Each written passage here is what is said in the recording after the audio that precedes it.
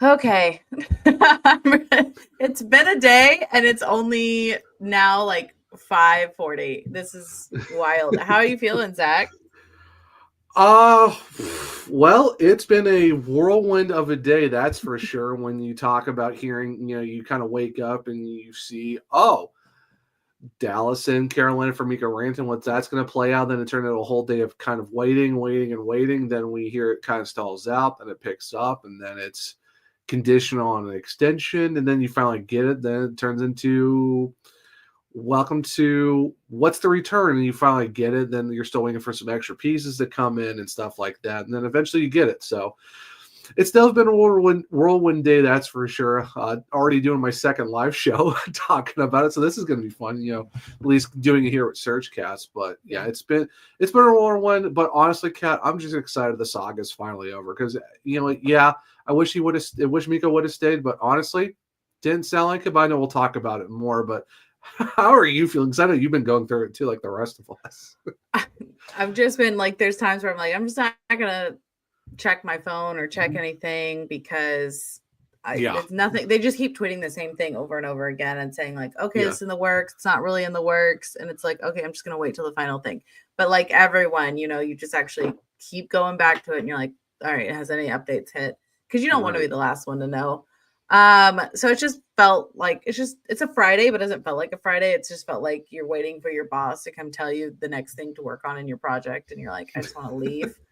Yeah, Um, that's pretty much what it was. At least though, for the most part, is it's not like what 9 o'clock at night or 10 o'clock when we're finally recording, and we're up until like almost 12:30 doing this. At least it's a lot earlier yeah, I'm really than happy last time. because I'm going to be going to the PWHL takeover in Raleigh tonight, so Yeah, couldn't do that. right. Um, Yeah, for sure. Yeah, same here. Honestly. yeah, we know, Bailey, you work for the Colorado Avalanche and you have to do all the reporting for them because they also did stuff today. But we're not talking about that. We're talking about what the No. Kings done Yeah. as we sent away the former Colorado Avalanche. Oh, yeah, I can already tell people are like when you see him go on TSN and kind of was like, I you didn't know, when I he didn't was talking. really care for what he had to say, I'll be honest, because it didn't really answer any questions. Because there was like, and honestly, it didn't answer any questions for Colorado or Carolina because both teams were like, we were willing to give you money. What was the holdup? And for like to say, like, well, Dallas was a fit. And it's like, you haven't been in Dallas. Like, at least you were in Carolina, but you never seemed like you wanted to give him that opportunity. You know what the thing though So, is, Kat? You know what the crazy part is? Dallas plays the exact same style as the Canes do. There is no yeah, difference. it's gonna be There is really no fit interesting for him to difference. be there. It's just who's on the team. Honestly, I wouldn't be surprised if Miko just really wanted to go back to the Western Conference and be part of the Central again. And I know Avs fans are going to be absolutely losing it right now for the fact that they might have to face this dude in the playoffs. Yeah. Yikes! But honestly, though, it is what it is. Like I said, I'm just glad the saga's over. I'm glad we're done In the having. lo- in the I, I'll long have run, I'll I'm have to glad keep retweeting that meme that I made. I'm done. I in can the put that long away. run, I'm glad that he isn't in the Eastern, like he's not in our he's not over here on the side anymore. He's back in the Central. Like we don't have to worry about him until playoffs or whatever happens. So Stanley Cup final. It'll in be a Stanley Cup final thing. So in the long run, doesn't hurt us as much. Sorry for Colorado. Anyway, yeah, but we got things back for him. A lot of people were saying, first and foremost, I highly say for everyone to go watch the press conference from Eric Tulsky. It was really really well great done. job. He answered all the questions, and you can really tell he really cares about this team, and he answered all the questions everyone was having throughout the whole thing. He was saying, how does the team feel about this? What does it say? What was your mindset going into this? Would you do it again? All of this. Yeah, And to hear it straight from the man himself doing all of the decisions, it wasn't, he told you straight up. He didn't hide anything. It was pretty much like, hey, we took a shot. Like that's what we're gonna do. We're a very aggressive team. We're gonna take these big shots. And like, yeah, in the I'm long happy run, about that. Yeah, it didn't work out the way we wanted it to, but we yeah. got stuff from it to make the team better. And so Exactly. Yeah. I mean, it's a good thing when you look at it too. It's you see a team that's not like when you had Don Waddell and them, where it's like you kind of make small, calculated, no, it's not big splash moves. But with Eric Tulsky, it's like, no, we're going to be aggressive. Took a shot, didn't work out, but they flipped him and got a really good young player and some draft picks back. I mean, in all, you look at the trade, it's Mikko Rantanen going to Dallas, gets his $8 million, he gets his 8-year, $12 million extension, whatever. But you do get back 22-year-old Logan Stankoven, natural center, did play wing, was kind of weirdly buried on the fourth line for the Stars. His first full season, 29 points in 59 games, 9 goals, really good. He's basically like a carbon copy of Seth Jarvis, but he's 5'8" compared to 5'10", but great motor, huge forecheck. He was really great with the Texas Stars in the AHL, and you add a guy who's young, really already plays the system well, and you know he's going to do great for Rod Brind'Amour. Like I said, he's an RFA through 25-26 on his ELC, so the Hurricanes open up even more space with his contract, and you get a 26 first, a 26 third, a 27 third, and initially it was supposed to be a 2027 first, but it's a 28 first, which is conditional. And I also heard it might be top 10 protected, but honestly, not a bad kind of draft capital haul. Maybe they didn't try to flip it because they tried to flip it, those picks, couldn't get it done. But hey, you might be looking at some offseason moves where they could use them as pick capital. But overall, you didn't give up a first for Rantanen. You got 2 firsts back and Logan Stankoven, who's got good team control and can fit well within the system. And Eric Tulsky said, too, he's a born Carolina Hurricane player. So I'm not really upset about this trade.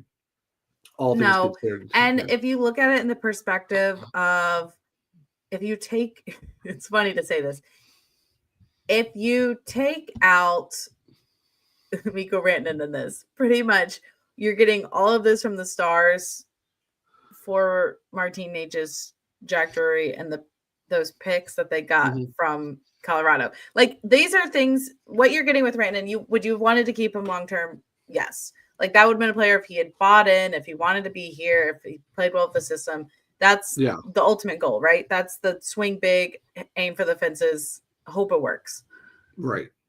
The Canes never had the intention of doing this flip around.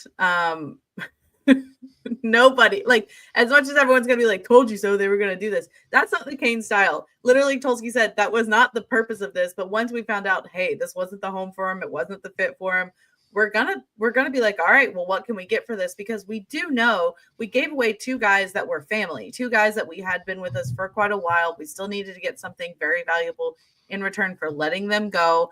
And honestly, what we got in exchange with Taylor Hall, Stankoven, and these picks, like, that's more than what we would have gotten if we had shopped Necas around in general. Like, Mikko helped us get a higher value in the long run.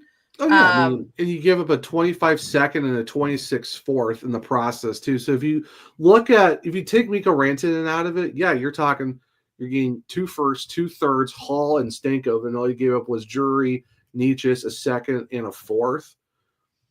That's not really bad. The only blip of this whole radar of these deals was you get Mikko Rantanen for 13 games.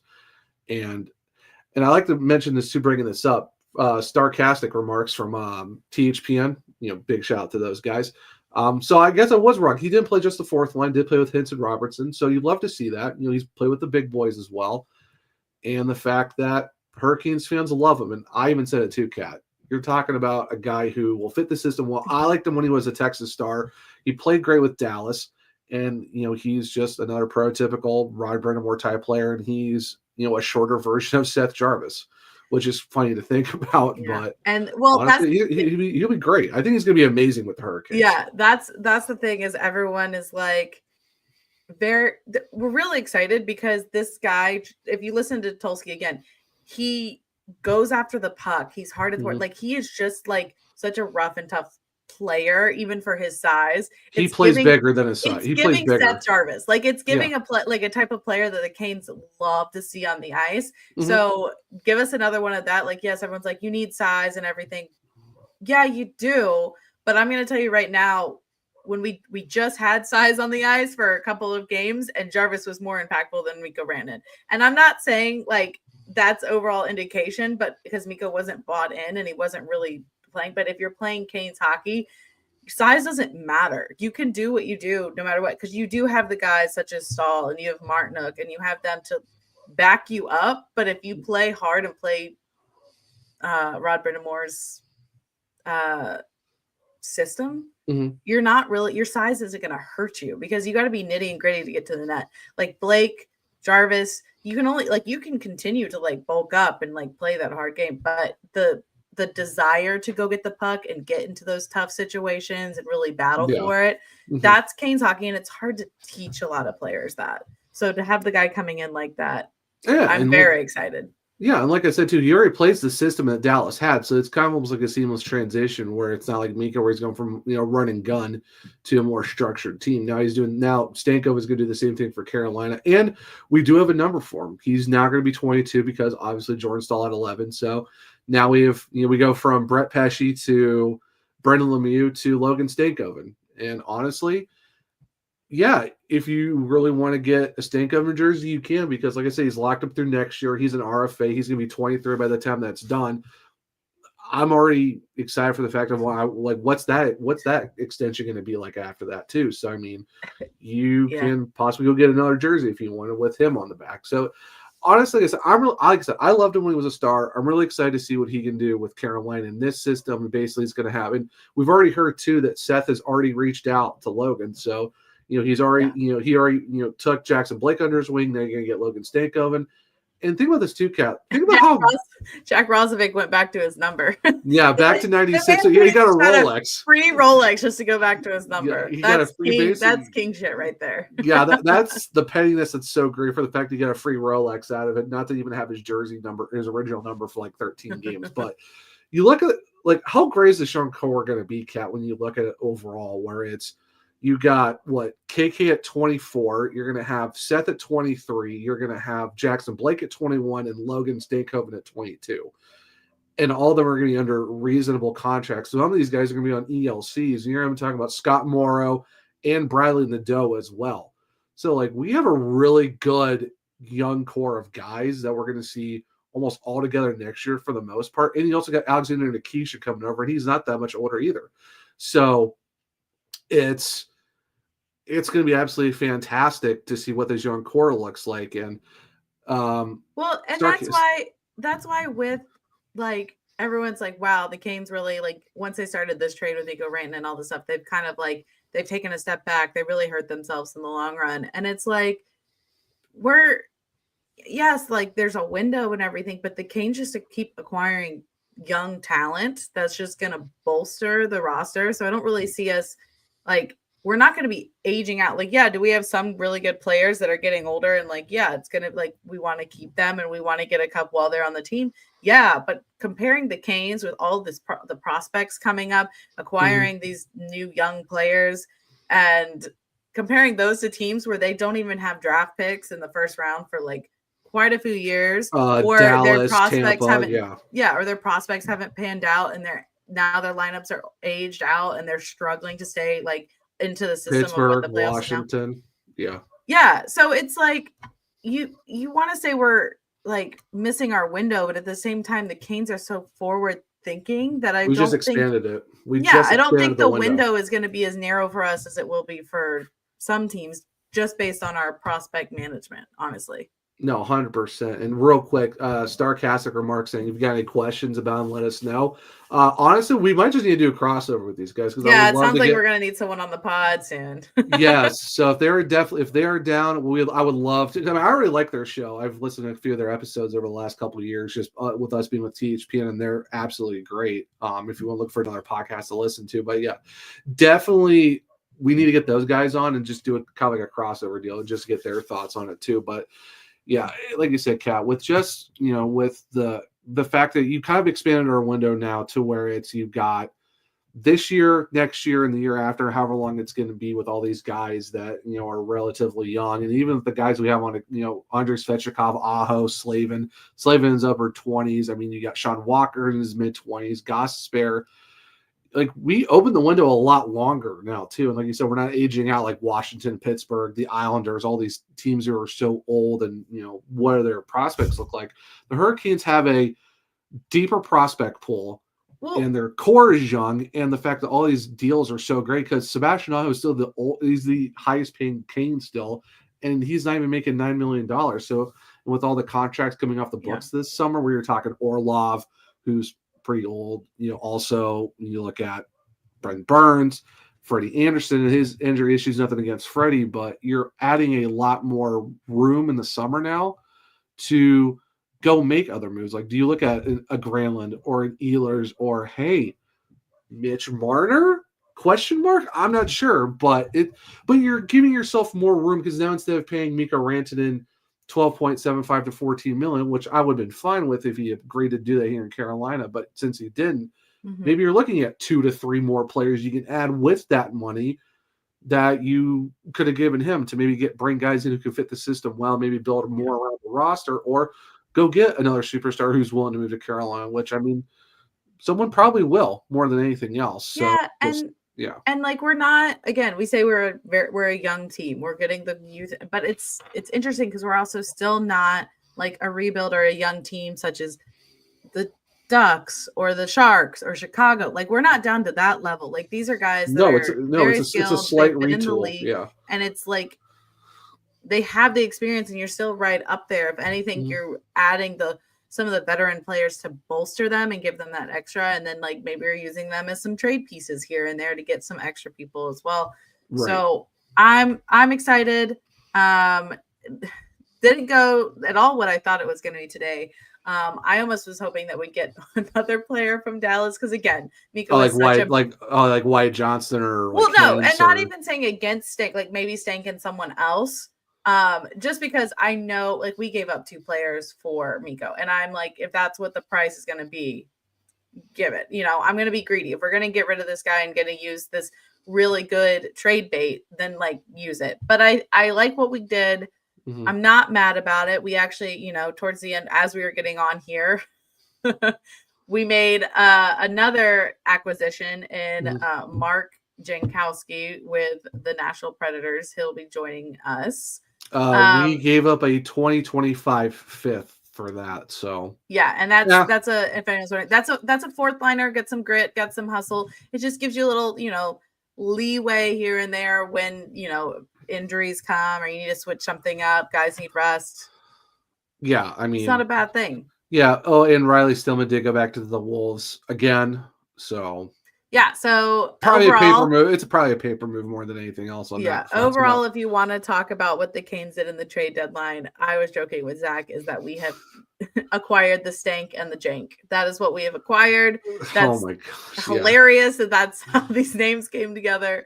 Moose from Fans of Duck Boys will love the Stank and Jank show for sure if that was the case. But I mean, because if you look at overall kind of like I said, when you look at just Eric Tulsky and all the trades he's made, like I said, you move Drury, you move Nietzsche, you move 2 picks, but you get back Stankoven and 4 picks out of the whole deal. I give it about a B, borderline B plus of what his first year into the trade window is. He took a shot, he swung for the fences, didn't really work out. He took a shot that Waddell he pivoted really took. Yeah. Waddell never took that shot. And okay, so this is my thought point too, is that, again, I keep referencing, so it's such a good press conference. So of course he addressed the question. Oh, and Taylor Hall too. Sorry, we also got Taylor Hall. Yes, we also got Taylor Hall. Sorry, he feels like he's part of the group already. That I'm like haven't even. Taylor Hall's been so great. I've already been like, oh, he's a hurricane for a while now. And real quick on him, 3x3 or 3x4, not upset, done deal. Thank you very much. I would love for. He even says he wants to see in Carolina. He doesn't want to keep moving to other teams. Yeah, you want a guy that wants to be in Carolina. Honestly, a great top 9 addition in Taylor Hall. If we give him a Martin Chatfield 3x3 or 3x4, I'm fine with it. That'd be great because you're getting a former MVP long term. You got, we also got William Carrier, he's been out for so long, but you got him coming back at $2 million for the next 5 seasons after this year as well. You got Ghost, you got Walker. So the Hurricanes will put themselves in a good spot. It's a transition year. We all knew it was going to be a transition year. They just played a lot better than a lot of people thought, but you were kind of retooling on a transition year, and that's what you want to do. So I feel really good of where we're at post deadline. Could we be better? yes, we're gonna be realistic here, but what are we saying 2025 is? Optimism. I feel optimistic Optimism. of where this team's going this year and for the next few seasons now with this really good young core that we have with the sprinkling of veterans. I think Eric Tulsky and the front office have done this perfectly well to what they've had to deal with. Yes. So thank you to our paid intern for putting this up. I'll get back to my point about it again. The Tulsky, everything he hit all the major points, all the questions everyone had. So I highly encourage everyone to go understands. But to summarize it here, our organization is characterized by an aggressive approach. Our forecheck tries to put pressure on. Our defensive zone coverage tries to be aggressive. On and off the ice, we want to be aggressive whenever we can. Being aggressive means taking some risks. It means taking some chances. If you only make moves when you're 100%, you know exactly how it's going to work out. You're going to miss some opportunities to make the team better. That's not what we want to do. If the team was already winning cup after cup after cup, maybe that would be a time to be conservative. But we haven't got where we wanted to be yet. So we need to keep taking chances and trying to push things forward. Ultimately, that means you're taking some risks. When you're bringing in a player like Mikko, the upside of having that work out long-term is worth that risk in my mind. Obviously, we didn't want it to end with him being traded away. That wasn't the goal, but that trade allowed us to bring in other pieces that will help us. It brings in a player who is going to be a long-term fit for us, who plays like he was born to be a Carolina Hurricane, and it brings in a lot of draft capital to help us keep reloading a team going forward. Ultimately, that's a fit with how we want to run the organization, and we're comfortable with the way it ended up. So, perfectly said. But that's the thing. He wants the Canes. We are aggressive. We're very strong in the forecheck, and that's how our front office wants to be. People have said for years, coming the trade deadline or just in general, the Canes aren't swinging for the fences. They're not going for these big deals. We'll say, hey, the Canes are sniffing around. They want this player. And then we find out what the player gets from another team. And everyone's like, the Canes could have offered that. Why didn't they offer that? They missed out on that big thing. So then we get a change in regime and we get Tulsky in charge.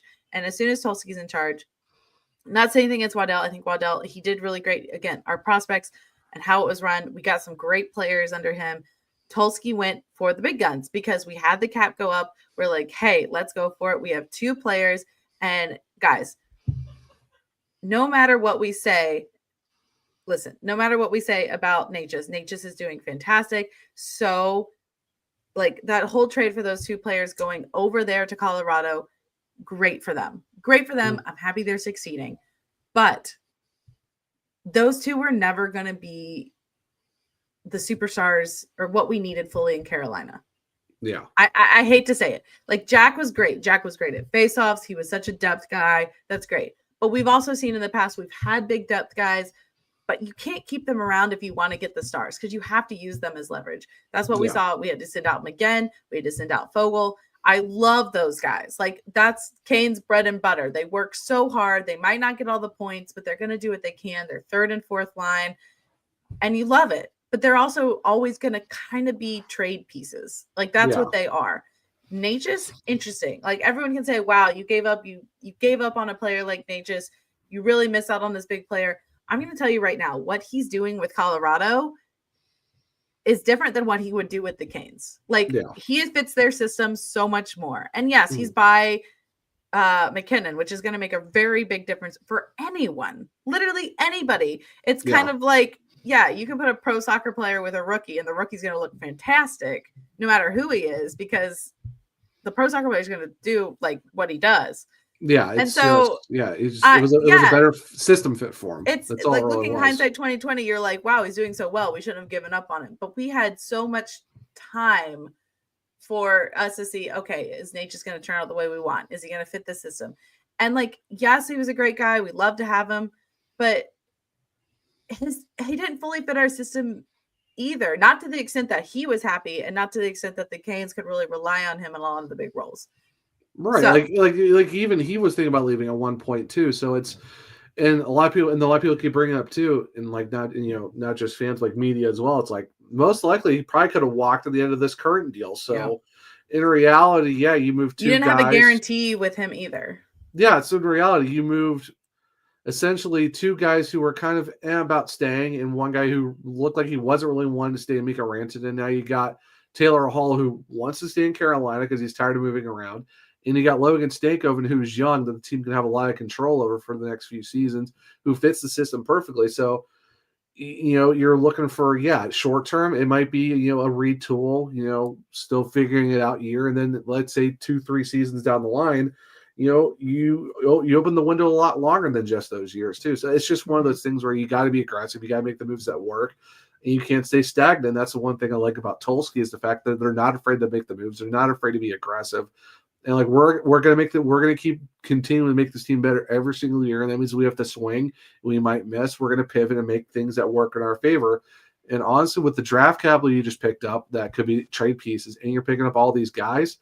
I mean, you're setting yourself up to having what could be a good reload of this team. And like when you look at their draft picks, I mean, in 2025, you got a first, a third, a fourth, a sixth, and a seventh. Then you look in 2026, you have 2 first, a first, you have 1 in the second, 1 in the third, 2 in the sixth, 1 in the seventh, and then in 2027, looks like 2 in the third and 1s across the board and everything else. So you have a lot of draft picks. And according to Puckpedia, their pick value total is 120.31, which is pretty good. And like I said, you're not even talking about 2028 where you have 2 first and probably every pick in those rounds as well. So in reality, in the next 2 drafts, you only have a second, a fifth, 2 fifths, and a fourth that you don't have for picks in, but you basically have a good amount that you can work with. Like you have 2 rounds in 2026 that you have 2 picks for.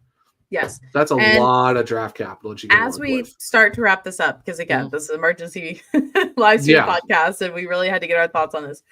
One big thing that I might go a little bit on is everyone was comparing this to the Ginsel. Like from the get-go, everyone is comparing this to Ginsel. And Tulsi also touched on this. Mm-hmm. With the 2, he said for Ginsel, it seemed like, this guy was bought in. It did seem like this guy wanted to be here. He was playing well with us.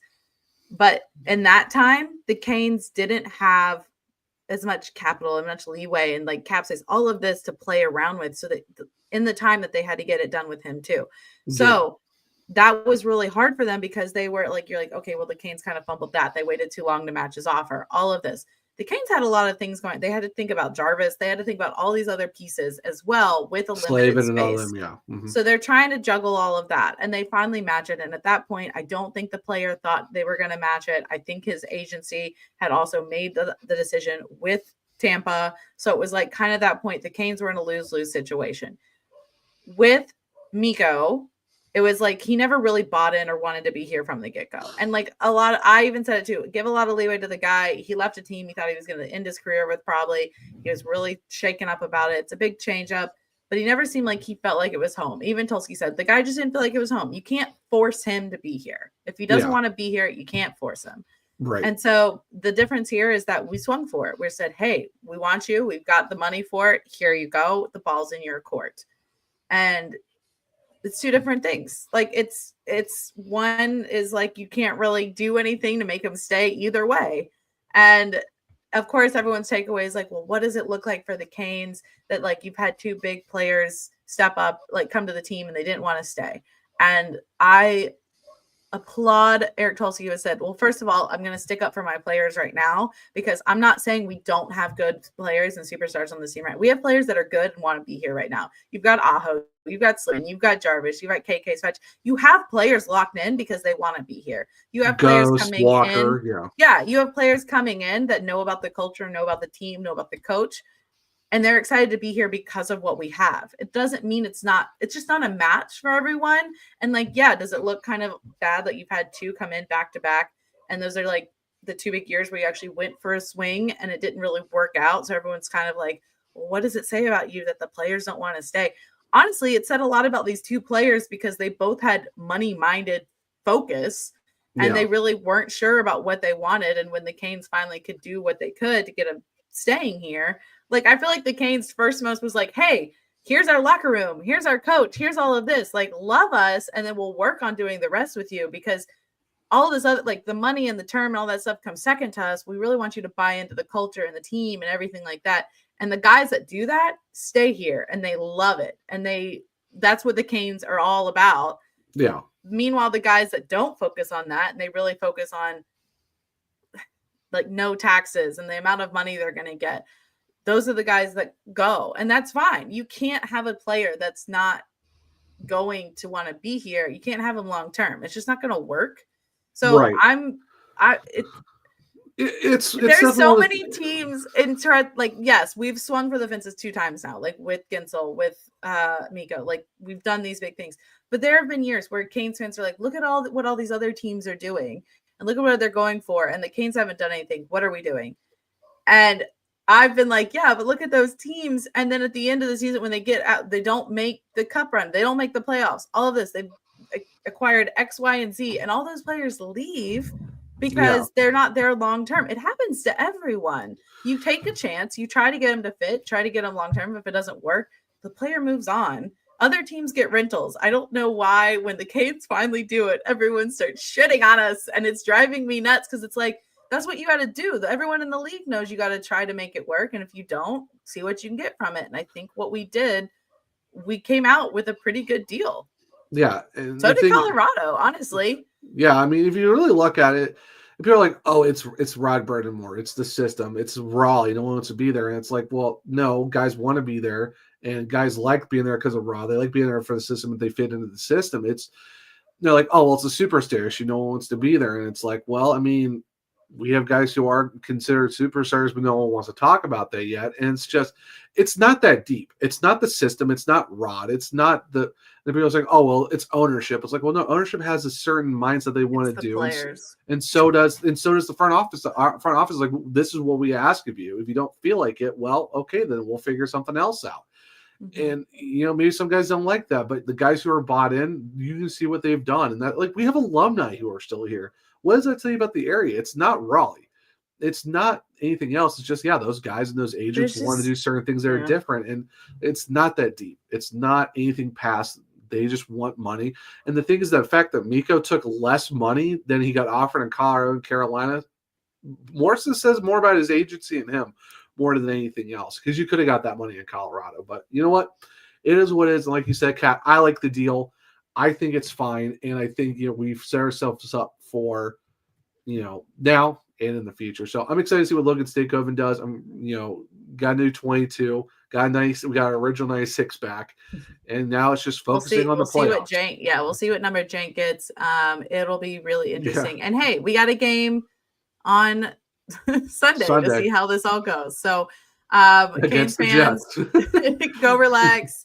Crack a cold one, ice water, or anything else you want, and go relax this Friday night. We'll see you at our next podcast next week. Thanks for tuning into the Surgecast. Oh, hey guys, go use our link for the NHL shop. Get your Stankoven jerseys with our link. There you go. Yeah. Bye guys. See ya.